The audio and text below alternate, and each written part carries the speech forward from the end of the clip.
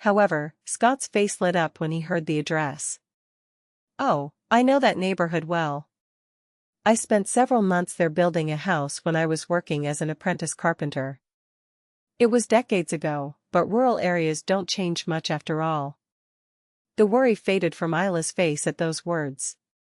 What a relief. "I think you mean the mansion at the entrance to that town. I think I can find it somehow. I'm so happy." Isla felt a strange sense of joy and wiped away the tears that were welling from her eyes. And then, that night. It was the couple's last night in the cabin they had grown fond of, and for Isla too. Perhaps their last night before leaving a place they might never return to. Debbie spent that precious night with Isla, not her husband. It probably wasn't enough time to contemplate Scott and share good memories. "Would you like to sleep with me tonight?" Scott asked, and then sent Isla to the guest bed where she had been staying. "Isla, are you sleeping?" Debbie asked the girl sleeping next to her, but there was no response. There were many questions I wanted to ask. Was Isla really the girl's real name? How did she end up involved in such a dangerous situation at such a young age? But he just stroked Isla's round hair as he exhaled deeply and slowly. "Everything will be okay, Isla. You and us." Debbie would be lying if she said she wasn't afraid. Although he had lived for half a century, the world was still full of dangers.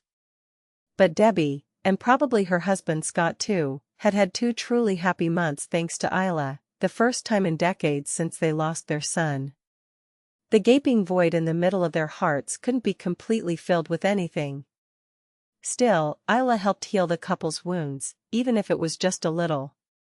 If that was what Isla said, then even though some parts were questionable, it was something that had to be followed. Even if it meant leaving home and going somewhere unknown. Debbie, who had been staring at the sleeping girl's pretty face for a while, fell asleep without realizing it. Knock, knock. There was a knock on the door of a remote cabin in the woods. The 3 people, who had been sitting apart, staring in silence, were startled when they heard a signal coming from outside.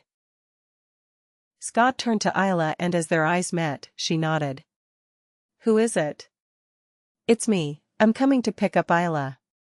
It was Capella, who called herself Isla's mother. "Oh, come in." Scott opened the door with a click. He was not a professional actor, but an ordinary person who had lived a good life, without fooling anyone, so it was inevitable. Watching the scene, Debbie couldn't help but think, what if they catch me like this? But luckily, Capella wasn't interested in Scott's clumsy movements.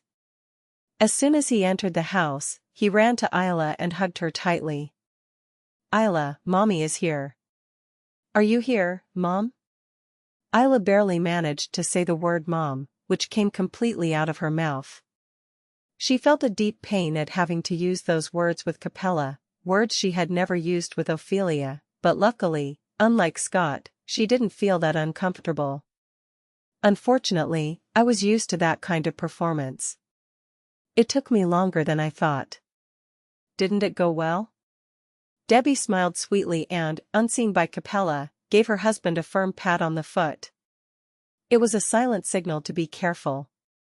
"Ah, well, the loan sharks were watching my sister's house. I managed to contact her without them noticing, and we were able to settle in a town a little further away. And Capella was just as skilled at acting. How could she be so shameless and lying?" The story of the non-existent sister became even more vivid when talking about the loan sharks guarding the entrance to the house.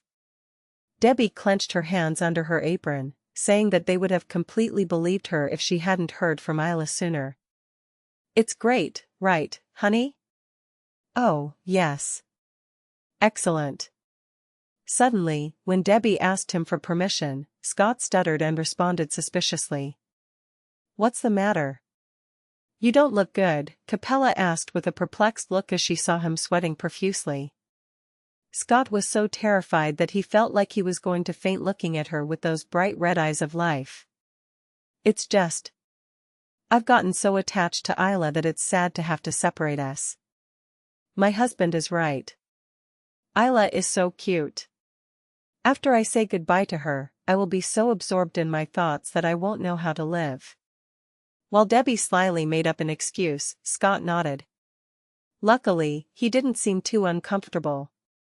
I see.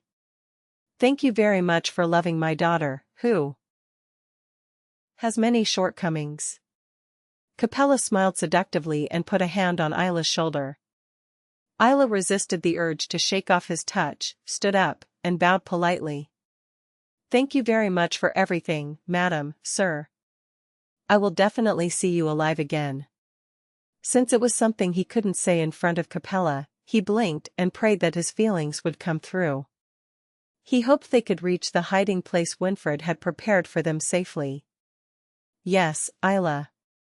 Take care, stay healthy, and come visit us when you have time. Debbie smiled warmly and greeted her. Tears welled up in her eyes. Come on, Isla. Capella tightened her grip on Isla's shoulder and led her out of the cabin. He couldn't take more than a few steps and continued looking towards the couple's cabin. The image of the couple, with their tearful faces, continued to pass before his eyes, and he could not bring himself to move forward. What are you doing, miss? The master waits for her.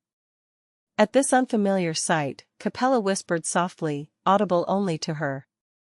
Faced with constant insistence, Isla had no choice but to move. How far would I go along the forest path? A flat road suitable for horses appeared, and a carriage was parked. Cloud was waiting by the carriage. When are you going to take care of this, Cloud? As Cloud opened the carriage door to let her in, Capella asked in an authoritative tone. As soon as the sun sets. I'll take care of it right away. Wait in the carriage. He responded with his usual gruff voice, the same as always. And Isla tried to read the thoughts in that stern face. What choice did you make? Would he follow Byron's orders and execute the couple, or would he follow Isla's advice and show mercy? But Cloud didn't respond to Isla's serious look. As the harrowing hours passed, the sun began to set and turn the sky red. Then I'm leaving, Cloud said as he mounted his horse. Oh, I'm so confused. I don't even know what to pack. Still, don't you need money for the trip? There's a bag full of money in the closet, under the winter blanket, Scott. Isla returned, and the couple was busy packing. Since they settled here, they had never packed for a long trip, so they felt uncomfortable.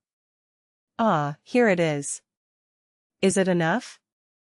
I need to know what the prices are now. Scott reached into the thick blankets in the closet and pulled out his wallet full of coins, licking his lips as he spoke. Still, from time to time he would go down to the village store on the other side of the mountain to buy basic things like salt, which was not found in the mountains, and exchange things like animal skins for money. However, since it had been 2 years since he last went, he had no way of knowing what the outside world was like now. If it's not enough, there's nothing we can do. I think these clothes are enough. Come on, honey. As Debbie, who had fumbled to pack a change of clothes, urged Scott, he shoved his wallet into his pocket and grabbed the crossbow and dagger he used for hunting. The time had come to leave the home they had grown attached to. The couple cleared the land themselves, cutting down trees and leveling the land to build the house. No piece of wood used in the construction was left untouched. But they had to get out of there. They still didn't understand what had suddenly happened to the couple who had been living peacefully. Let's go, Debbie. Scott smiled kindly and held out his hand to his wife. As he grew older with her, his wrinkles grew, and now he looked like a middle-aged man, but in his smile was the same smile of the young carpenter that had made Debbie's heart flutter when she was young. Yes, Scott. Debbie was about to leave the cabin when she grabbed his hand. The door to the cabin burst open and a gigantic figure appeared on the threshold. A solid, muscular body, with a blunt face. A long vertical scar, perhaps testimony to his hard work. A look so intense it could kill. He was a man who was scary at first sight. For a moment, the couple wondered if they had arrived too late. Had they taken all that money for nothing? Should they have left their clothes and run? Would they be unable to keep the promise they made to Isla that they would meet again alive?